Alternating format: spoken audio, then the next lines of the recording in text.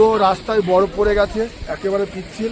আর এত কুয়াশা, গাড়ি চলছে তো সামনে যে গাড়ি যাচ্ছে কিচ্ছু বুঝতে পারছি না, মানে একটা ভয়ের পরিবেশ। এটা হচ্ছে ছাঙ্গু লেক। সকালবেলায় আবহাওয়া এত খারাপ ছিল, পুরো ছাঙ্গু একেবারে জমে গেছে, পুরো জল একেবারে বরফ হয়ে গেছে। আবহাওয়া খুবই খারাপ, চারিদিকটা এত কুয়াশা, কিচ্ছু দেখা যাচ্ছে না। দেখো, আর ঝিরঝির করে বৃষ্টি পড়ছে।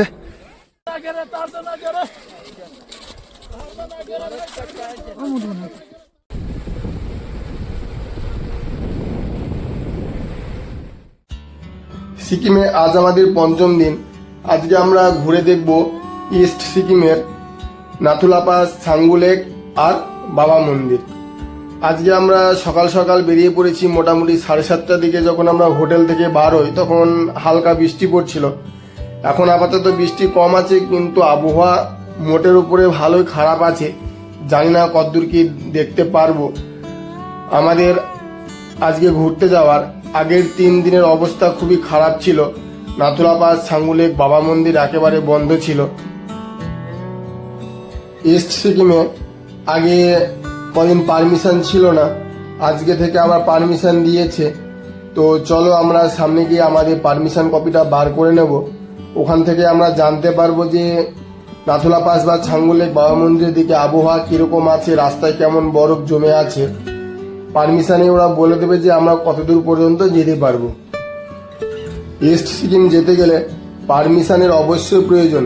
পারমিশন ছাড়া কেউ তোমরা ইস্ট সিকিমে ঘুরতে যেতে পারবে না, তাই অবশ্যই করে পারমিশনটা বার করে নেবে। চেকপোস্টে পারমিশন দেখিয়ে আমরা সামনের দিকে এগিয়ে যাচ্ছি। তো দেখো এমন অবস্থা, মানে এমন আবহাওয়া খারাপ, সামনে রাস্তায় কিচ্ছু দেখা যাচ্ছে না। চারিদিকে এখান থেকে লবণের মতো বরফ সব পড়ে আছে। আমরা যে বাড়ি থেকে আসার সময় যে উদ্দীপনা, আনন্দ, উৎসাহ নিয়ে এসেছিলাম যে ছাঙ্গু লেক, বাবা মন্দির, নাথুলা পাস, যে চীন বর্ডার, এগুলো আমরা দেখব। জানি না আমাদের কপালে কি আছে, ওগুলো আবহাওয়ার জন্য দেখতে পাবো কিনা। আগের 3 দিনের ওরা তো কেউ কিছু দেখতে পায়নি, কিন্তু আমাদের কপালে জানি না কি আছে। আজকেও আমাদের পারমিশন ছাঙ্গু লেক পর্যন্তই দেয়নি। ছাঙ্গু লেক থেকে মোটামুটি 7 থেকে 8 কিলোমিটার আগে 17 মাইল বলে একটা জায়গা আছে, ওই 17 মাইল পর্যন্ত আপাতত পারমিশন দিয়েছে। আর একটা জিনিস ওরা বলে দিয়েছে, যদি 17 মাইলে গিয়ে তোমরা দেখো যে আবহাওয়া একটু উন্নত হয়েছে বা রাস্তাঘাট বরফগুলো সরানো হয়ে গেছে, রাস্তা পরিষ্কার হয়ে গেছে, তাহলে হয়তো ছাঙ্গু লেক পারমিশন দিতে পারে। আর তারপরে বাবা মন্দির, নাথুলা পাস, সেটা তো পরের কথা। আগে আমরা দেখি ছাঙ্গু লেক পর্যন্ত পারমিশন পাই কিনা। আমাদের আজকে ছাঙ্গু লেক, বাবা মন্দির, নাথুলা যাওয়ার কথা ছিল, কিন্তু সকাল থেকে আবহাওয়া এত খারাপ, চারদিকটা দেখো কেমন কুয়াশা হচ্ছে না। দেখি দেখাই, আগে দেখাই। আমরা এখান থেকে আপাতত গ্যাংটক থেকে আমরা মোটামুটি 8 কিলোমিটার এসেছি, তাতে এই অবস্থা। পুরো রাস্তায় বরফ পড়ে গেছে, একেবারে পিচ্ছিল। আর এত কুয়াশা, গাড়ি চলছে তো সামনে যে গাড়ি যাচ্ছে কিচ্ছু বুঝতে পারছি না, মানে একটা ভয়ের পরিবেশ। এবার ড্রাইভার দাদা বললো আজকে আপাতত ছাঙ্গু লেক পর্যন্ত পারমিশন দেয়নি, 17 মাইল পর্যন্ত পারমিশন দিয়েছে। কিন্তু এই যা আবহাওয়া, আমরা মনে হচ্ছে 17 মাইল পর্যন্ত পৌঁছাতে পারবো না। তবে অ্যাডভেঞ্চার, এরকম কুয়াশার মধ্যে এত ভয়ঙ্কর এই বরফ এখান থেকে, আর প্রচণ্ড ঠান্ডা লাগছে। দেখো রাস্তার উপরে কেমন ভাবে বরফগুলো পড়ে আছে, আর বরফগুলোকে এইভাবে কেটে কেটে তারপরে পরিষ্কার করতে হচ্ছে রাস্তাটাকে গাড়ি চলার উপযুক্ত করার জন্য।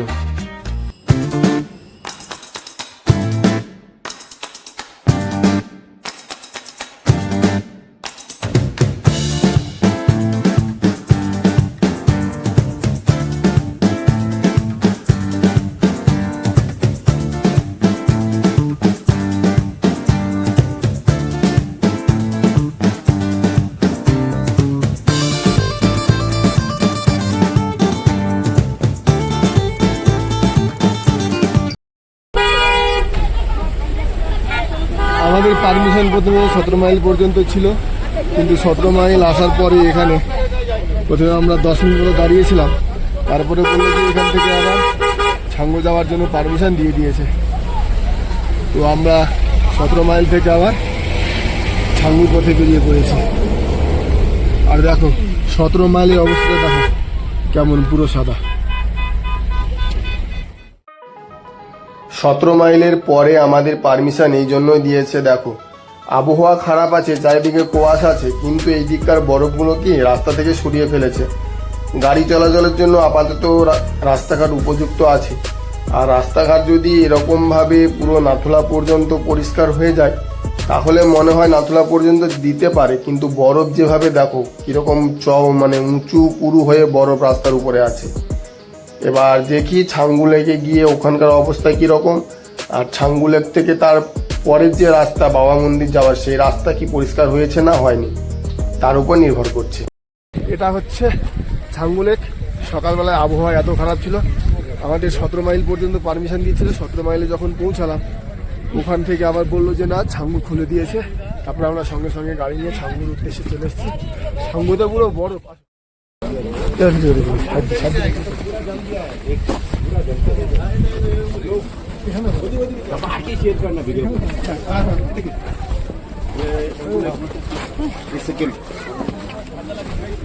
मजा आ रहा है।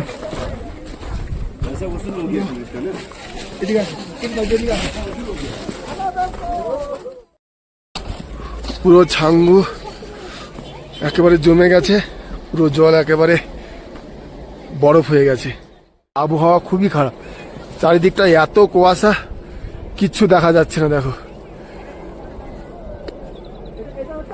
আর ঝিরঝির করে বৃষ্টি পড়ছে পুরো।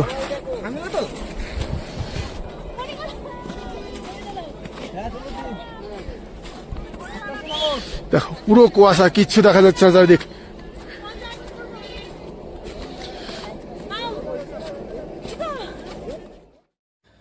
লেকের পাশেই এরকম পরপর একেবারে সারিবদ্ধভাবে ইয়াকগুলো এইভাবে দাঁড়িয়ে আছে।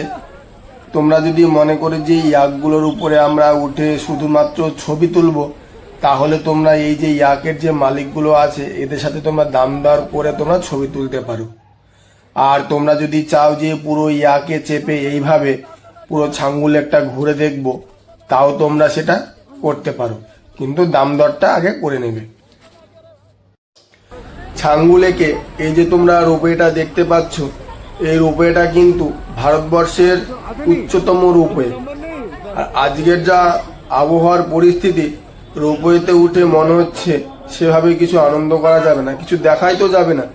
কিন্তু যখন মেঘ পরিষ্কার থাকবে সেই সময় এই রোপওয়েতে উঠলে সে একটা আলাদাই অনুভূতি।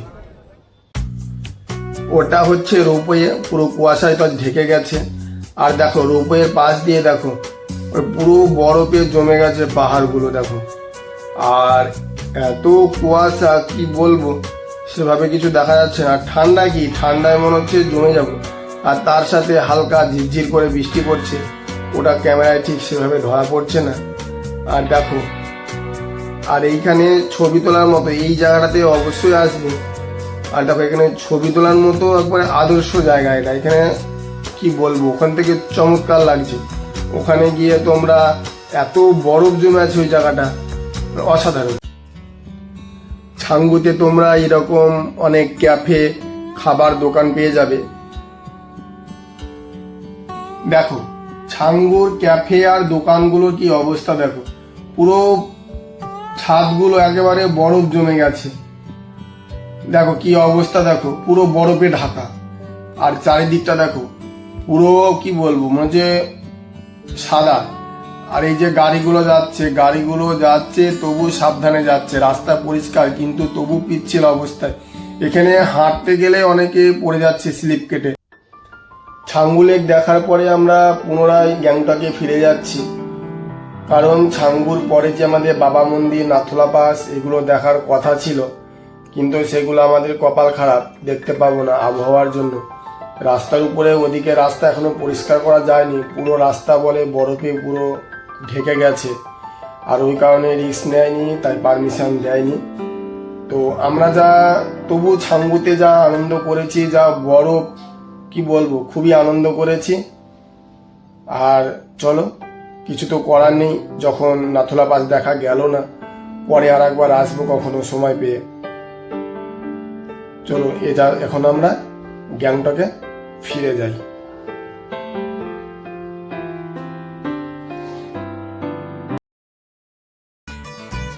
কি কপাল দেখো, আমরা আবহাওয়া এত খারাপ তার জন্য আমরা ছাঙ্গুলে দেখে আর অন্য কিছু দেখতে পেলাম না।